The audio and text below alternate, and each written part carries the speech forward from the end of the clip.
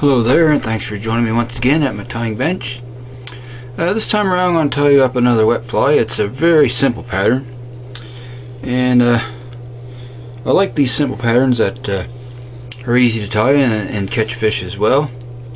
And I thought you guys might like to see another one of these type of flies. There's not a lot to this pattern. It's simply called the badger peacock.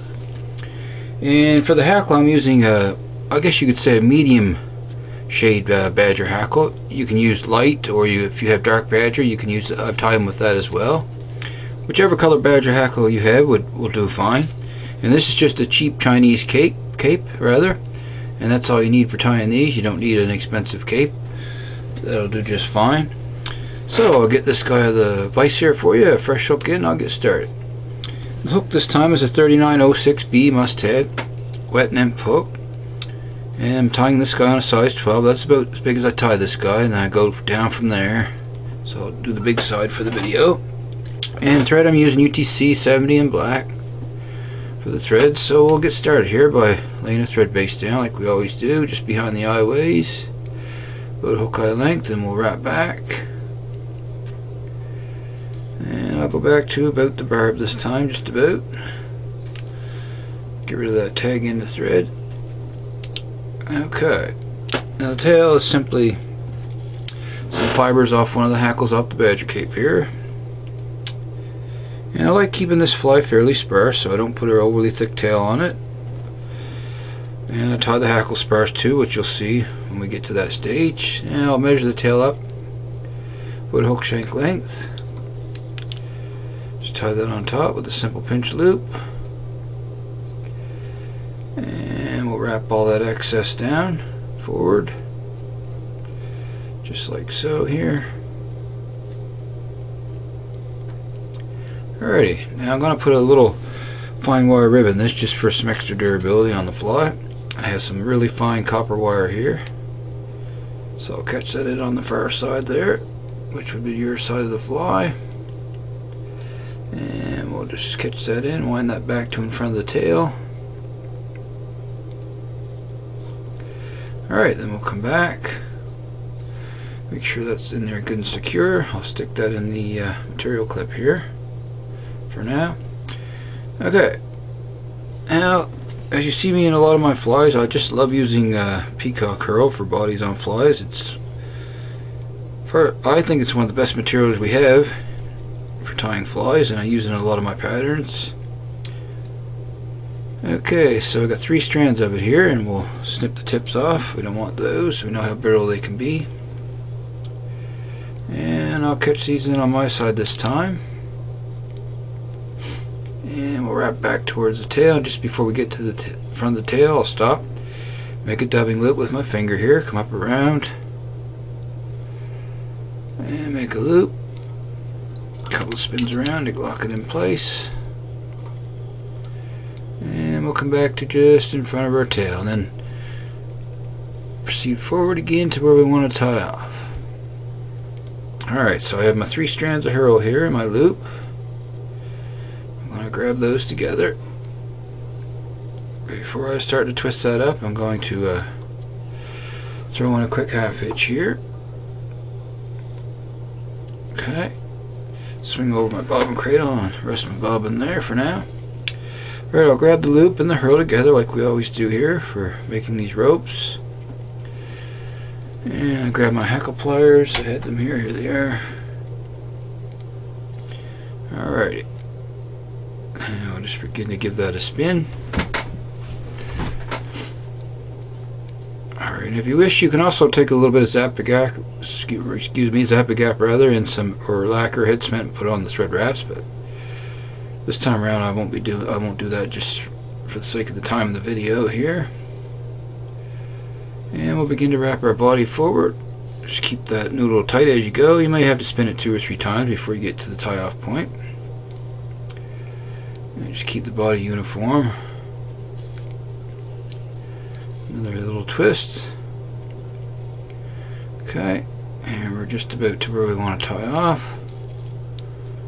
One more little turn there. Alrighty, so I'll move that bobbin cradle out of the way here. Move my thread back up. And I'll come behind with a wrap, and then in front, behind once again, and front, and lock it in place really well before I snip off the excess, just like so, nice and close. Okay, and I'm just going to take that wire there that we tied in, and I'm just going to simply use my rotary and counter wrap that over the herl just to make that nice and secure. And we'll tie that off as well, just like so here. Fold it back on itself, and I'll just wiggle that off. There we go. Alright, so we only got one more step in the fly. Like I was saying, this is another really simple pattern to tie, but it's effective as well. One of them simple but effective patterns. And the hackle, I picked out a hackle here, and I want the hackle barbs to come back about just past the hook point towards the bend there a little ways. And I want to keep it sparse, so I stripped one side of the barbels off like I do sometimes if I want a sparser hackle. Before you wrap it, just strip one side off. So we'll catch that in here, right on top. Just like so here. And we'll wrap forward on that hackle stem. I'm also going to fold it back to trap it down in place. So there's no way that can pull out, and we'll snip off the excess. Continue to wrap it down, and then we'll go back to behind the eye and rest our thread. Okay, next step, grab my hackle pliers here, and we're going to begin to wrap that hackle. One wrap in front of the next. So we'll get that first wrap in there and proceed forward, just like so. Sort of stroke the fibers back a little as you go. It's just one of them flies that you wouldn't think it would, there's not much to it, you wouldn't think it would catch fish, but it does. So I figured I'd share this pattern with you. Keeping the hackle sparse is one key to this pattern, so it stays below the water surface. Okay, I'll get like one more turn here before I tie off. Okay, come up around, a couple turns of thread there, and I'll get one in front to lock it in there. Remove my pliers. Now I'm not going to snip that tip off, I'm just going to take everything and sweep everything back with my fingers, and we'll start to form the head as we wrap back. Then you can get a hold of your little tip there, hackle tip. You can reach with your fingers and pull it out or snip it. I'll just give it a little pull this time, and I want a little bit bigger head on this guy, so I'm going to go back a couple more wraps, and that looks good to me right there. Actually, a couple more, that's fine. That way your hackles sweep back nice there. Alrighty, so all that's left now is a whip finish. Very simple fly. So I'm just going to come in my whip finisher here, and we'll get a 4 or 5 turn whip finish on them. Alrighty, just like that, simple as that, folks. Alright. I'll come in and snip that nice and close here. Alrighty, there she be. Another size 12 badger peacock. Simple little wet fly. And one last step, I always like to take some bum dry for this guy here I'm going to use, and you can use head cement or lacquer as well. And just try not to get any on your hackle fibers as you coat the thread wraps on the head there. Give it a nice little coat. Alrighty, and I'll carry him out with the light real quick.